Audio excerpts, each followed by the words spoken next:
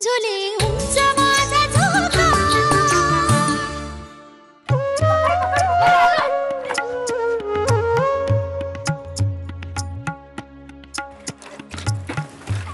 सगुणे, अगो बाई, अगो किती हळू ओततेस पाणी. जरा भराभर हात चालव की. अगो अशाने बोलणी कोणास खावी लागतात, तुलाच ना. हे बघ, बायकांच्या हाताला कसा कामाचा उरक हवा, अंगी चपळाई हवी. अशी हळूहळू कामे करत राहिलीस तर आपल्यालाच कंटाळ येतो.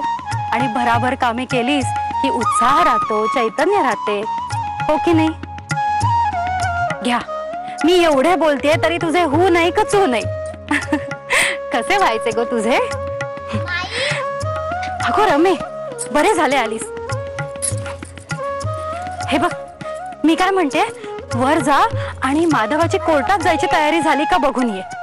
आज त्याच्या हातावर दही ठेवावयाचे आहे जाण्यापूर्वी. आज अगदी महत्वाचा निकाल द्यावयाचा आहे त्यास. जा. माई स्वतः आत्ताच गेले कोर्टात. अगो बाई, काय सांगतेस काय.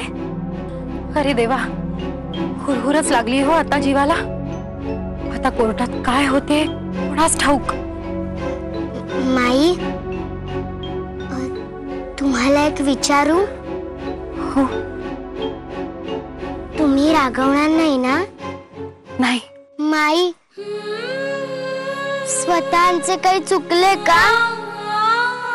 मामनजी त्या निकालावरून त्यांना रागे भरत होते. मला खूप भीती वाटतेय माई. अगो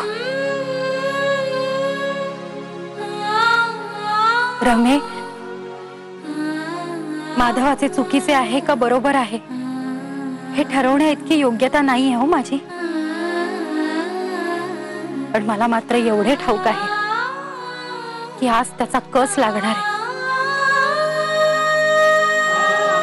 एकीकडे पुत्र धर्म आहे तर एकीकडे न्याय धर्म.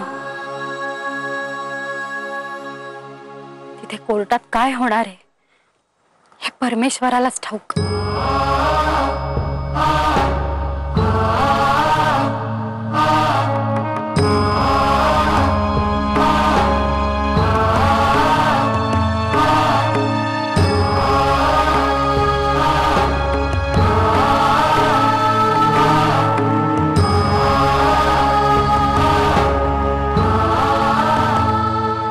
जाऊबाई, विहिरीच्या जास्त जवळ जाऊ नका हा.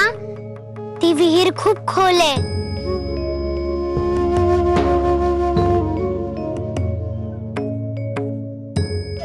काय गो दुर्गे, काय ठरले आजच्या स्वयंपाकाचे. काही नाही विशेष, नेहमीचेच. मटकीची उसळ करायची आहे, ती ताई काकूच करेल. मटकीची उसळ, आणि ती कशाला. अगो आज माघी गणपती, लक्षात तरी आहे का एकीच्या. अहो पण सुभद्रा काकू. हे बघ, आजचा स्वयंपाक आणि त्याला लागणारी मदत सवाष्णे बायकांचीच हवी हो. त्यामुळे तू आणि ताई फिरकू सुद्धा नका इकडे. अहो पण जा बरं इथून आणि ते ठेव बरं. अगो अगो, शिवशील ना मला. ठेव बरं तिकडे.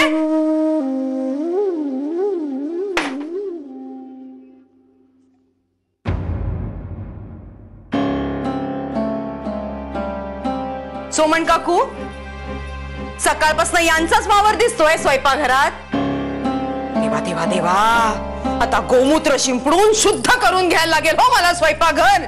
आणि नारूला सांगून नवीन पाणी भरून घ्यायला लागेल, तुळशी पत्र टाकायला लागेल त्यात. सोमन काकू, नारूला पाठवा बरं, जा. सणासुदीला 16 ओळं पाळायचं असतं, याचं देखील भान राहिलेलं दिसत नाही या घरात. वहिनी साहेब, वहिनी साहेब, वहिनी साहेब, चला बिगिनी, चला लवकर चला. कुठे. अहो पेशवेनबाई बोलवतायत हो. पेशवेनबाई. सुभद्रा काकू बोलवतात, चला बिगिनी. झुले उंच